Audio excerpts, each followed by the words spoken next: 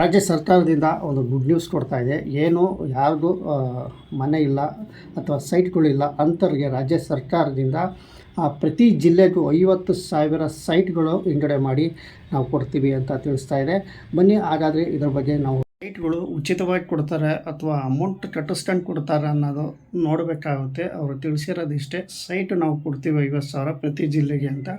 ಯಾವುದೇ ರೀತಿ ಅಮೌಂಟು ಇವರ ಬಗ್ಗೆ ತಿಳಿಸಿಲ್ಲ. ಅಮೌಂಟ್ ಆಗಿ ಉಚಿತವಾಗಿ ಕೊಡ್ತಾರೆ. ಹಿಂದೆ ಸರ್ಕಾರ ಸೈಟ್ಗಳಿಗೆ ಉಚಿತವಾಗಿ ಬಡವರು ಕೊಟ್ಟು ಮನೆ ಕಟ್ಟಿಸ್ತಾ ಇತ್ತು. ಅದೇ ರೀತಿ ಏನಾರು ಮಾಡ್ತಾ ಇತ್ತು ಗೊತ್ತಿಲ್ಲ. ಇನ್ನು ಸ್ವಲ್ಪ ದಿನಗಳಲ್ಲಿ ಇದ್ರ ಬಗ್ಗೆ ಮಾಹಿತಿ ಸಿಗುತ್ತೆ.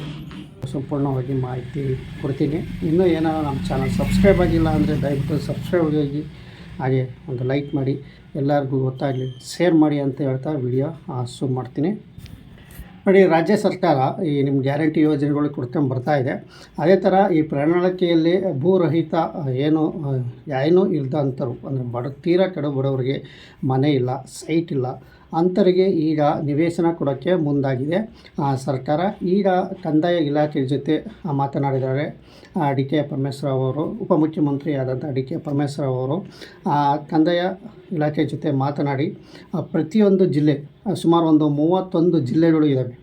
ನಮ್ಮ ಬೆಂಗಳೂರು ಸೇರ್ಕೊಂಡು 31 ಜಿಲ್ಲೆಗಳು ಇದ್ದಾವೆ. ಪ್ರತಿಯೊಂದು ಜಿಲ್ಲೆಗೂ ಸಹ 50 ನಿವೇಶನಗಳು ಕೊಡಬೇಕು, ಇದು ಕ್ರಮ ತಗೊಳ್ಳಿ ಅಂತ ಒಂದು ಕಂದಾಯ ಇಲಾಖೆಗೆ ಅವರು ಪತ್ರ ಬರೆದಿದ್ದಾರೆ.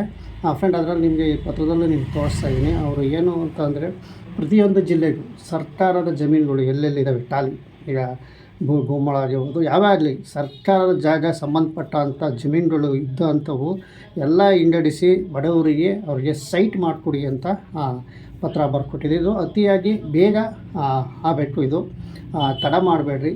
ಯಾಕೆಂದರೆ ನಾವು ಪ್ರಣಾಳಿಕೆಯಲ್ಲಿ ನಾವು ಸೈಟ್ಗಳು ಹಂಚಿಕೆ ಮಾಡ್ತೀವಿ ಅಂತ ಹೇಳಿದ್ರು. ಹಾಗಾಗಿ ಸರ್ಕಾರ ಕಡೆಯಿಂದ ಈಗ ಸೈಟು ಕೊಡೋಕ್ಕೆ ಮುಂದಾಗಿದೆ. ಸರ್ಕಾರದ ಜಾಗ ಯಾವ್ಯಾವ ಜಾಗ ಇದ್ದಾವೆ, ನಗರಗಳಾಗಿರ್ಬೋದು, ಹಳ್ಳಿಗಳಾಗಿರ್ಬೋದು, ಪ್ರತಿಯೊಂದು ಜಿಲ್ಲೆಗಳಲ್ಲಿ ಗ್ರಾಮಗಳಲ್ಲಿ 50,000, ಒಂದು ಜಿಲ್ಲೆಗೆ 50,000 ಅಂತೆ ಪ್ರತಿ ಜಿಲ್ಲೆಗೂ ನಾವು ಕೊಡ್ತೀವಿ ಅಂತ ಸ್ಪಷ್ಟವಾಗಿ ಇಲ್ಲಿ ತಿಳಿಸ್ತಾ ಇದ್ದಾರೆ. ಇದ್ರ ಬಗ್ಗೆ ಏನಪ್ಪ ಅಂತಂದರೆ, ಬೇಗ ತಡ ಮಾಡೋಂಗಿಲ್ಲ.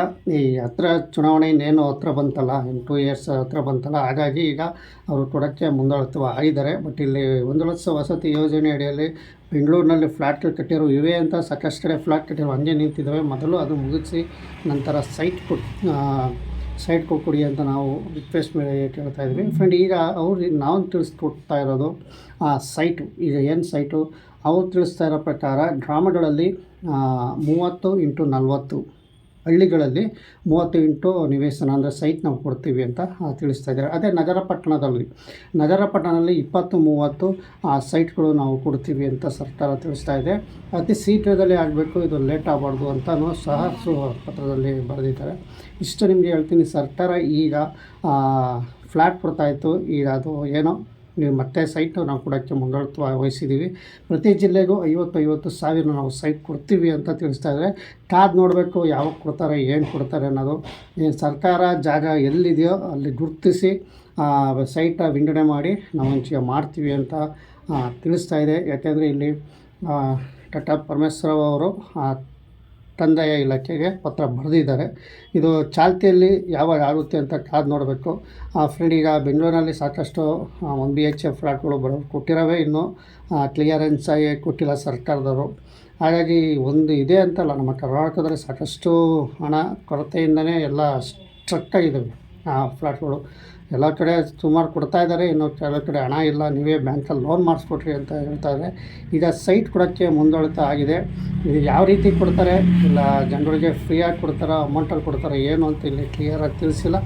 ಒಟ್ಟಿನಲ್ಲಿ ಬಡವ್ರಿಗೆ ಏನೂ ಇಲ್ಲದಂಥವ್ರಿಗೆ, ತೀರಾ ಕಡು ಬಡವ್ರಿಗೆ ಏನಿಲ್ಲ, ನಿಮಗೆ ಒಂದು ಸೈಟ್ ಇಲ್ಲ, ಒಂದು ಮನೆ ಇಲ್ಲ ಅಂಥವ್ರಿಗೆ ನಾವು ಸೈಟ್ ಕೊಡ್ತೀವಿ ಅಂತ ಈಗ ಸರ್ಕಾರ ತೀರ್ಮಾನ ಮಾಡಿದೆ.